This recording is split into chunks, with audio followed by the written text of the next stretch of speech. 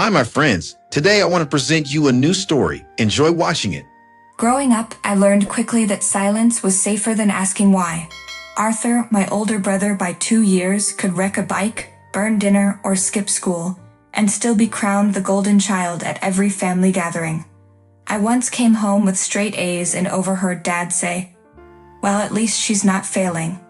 That was the closest I ever got to praise. So when I got into Ashbury University, it felt like I had won something, not from them, despite them.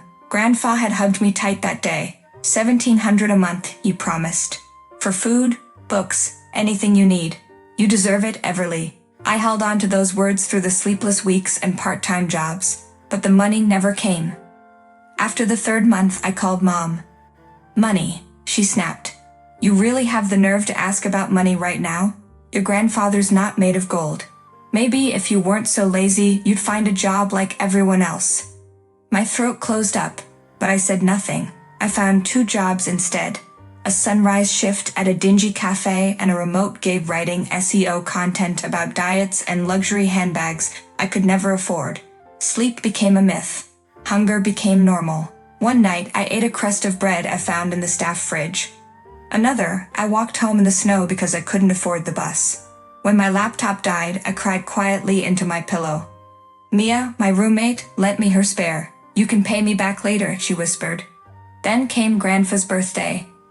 I scraped together what I could for a gift, a framed photo of us from my high school graduation. I arrived at his house in time to hear laughter and clinking glasses. Inside, the table overflowed with food. My stomach growled. Everyone was halfway through dinner when Grandpa looked at me and asked, "Is the $1,700 I send you every month enough for food, Everly?" My hand froze. The fork slipped from my fingers and clattered against the plate. I haven't received anything," I said quietly. "Not since college started." The room fell into stunned silence. My mother's wine glass trembled. Dad looked anywhere but at me. Grandpa's expression shifted, his eyes narrowing, voice steel cold. "Robert, Elaine, care to explain?" I suddenly knew. This wasn't the end of my suffering. It was just the beginning of the truth. No one moved. The warmth of the room vanished, replaced by a chill that crawled beneath my skin. I could feel everyone's eyes on me. Forks suspended mid-air, wine forgotten in glasses. Grandpa's tone was sharper now. "You're telling me you haven't seen a single cent of what I've been sending?" I shook my head slowly. "Not one." Mom's face paled. She opened her mouth, but no sound came out. Dad coughed, shifting in his seat as if the table had suddenly grown too small. "It's not that simple," he muttered. "Then make it simple," Grandpa replied. "Where's the money?" Mom tried to smile, her lips twitching. "Arthur needed help. He was going through something you wouldn't understand." "Try me," Grandpa said. His voice was too calm, too cold. Dad finally spoke. "He has a gambling problem. It started in high school, just online games at first, then sports betting. When it got worse, we thought sending him to college would help." "You told me he was accepted to Blackwater University," Grandpa said, voice rising now. "He wasn't," I said quietly. "He never left. He's still in town." The lie cracked open like a dropped porcelain plate. Grandpa leaned back in his chair, a visible tremor in his hand as he set down his glass. "How much?" Dad looked at his plate. "About 140,000 over the last 2 years. I couldn't breathe. I thought of the nights I'd gone to bed hungry, the hours I spent writing meaningless articles for pennies, the worn shoes I duct taped together because I couldn't afford a new pair. And all that time, they had my money. "I worked 2 jobs," I said. My voice was barely a whisper. I begged for help. "You said nothing to me," Grandpa snapped at them. "We were trying to protect you," Mom said, but even she didn't sound convinced. Grandpa turned to me, his eyes softer now. "Starting tomorrow, Everly, I'll wire the money directly to you. $2,300 a month. No more of this nonsense." Then he stood. "Robert, Elaine, my study. Now." My parents rose without protest, shoulders hunched like scolded children. As they left the room, the weight they carried dropped squarely onto my chest. Mia once told me lies rot in silence, but this wasn't rot anymore. It was open decay. I didn't sleep that night. Even hours after the confrontation, my pulse thudded like a war drum in my ears. I lay awake in the guest room, staring at the ceiling, trying to make sense of the betrayal. My parents had stolen not only my money, but my dignity. While Arthur drowned in addiction and lies, I had fought just to survive, alone. The next morning, Grandpa met me in the kitchen with 2 mugs of black coffee and a heavy silence. "I've already spoken to my lawyer," he said, placing a hand on my shoulder. "You're now my sole heir. They've taken enough from me, and far too much from you." I nodded, swallowing the knot in my throat. "I don't want their share." "It's not about what you want, Everly," he said. "It's what you deserve." I returned to campus with the bank transfer confirmation still fresh in my inbox. $2,300, sent directly with a short note, "From now on, no middlemen." I bought groceries, real ones, not instant noodles or bruised fruit from the clearance bin. I repaid Mia every dollar I owed. I dropped my night job and finally had time to breathe, study, sleep. But peace is rarely permanent. 2 weeks later, they showed up. My parents, at my dorm. Maya answered the door, saw their faces, and immediately made an excuse to leave. "Everly," Dad said, stepping inside like you belonged there.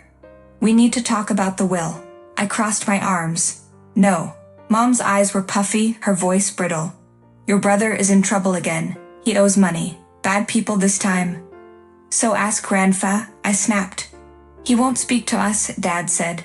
"But he listens to you." "You mean the daughter you ignored? The one you let starve?" Mom's eyes filled with tears. "You don't understand, Arthur's sick." "And I was starving," I hissed. "Sleeping 4 hours a night, failing classes, wearing the same shoes for 2 years. Where were you then?" Dad's voice hardened. "We're still your parents.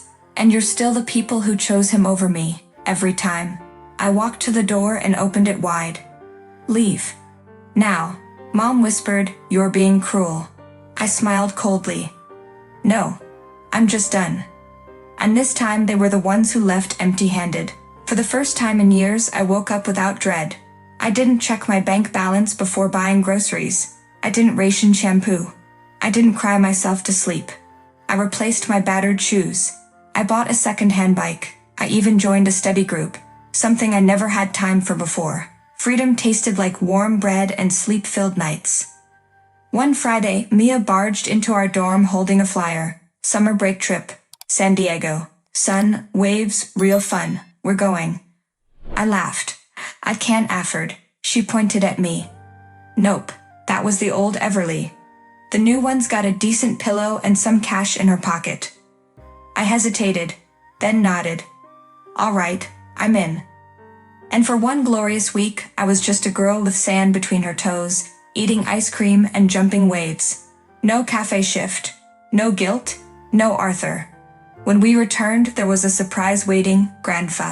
He stood outside my dorm holding 2 cups of coffee. "Pop quiz," he grinned. "Are you actually attending classes or just living here for the food?"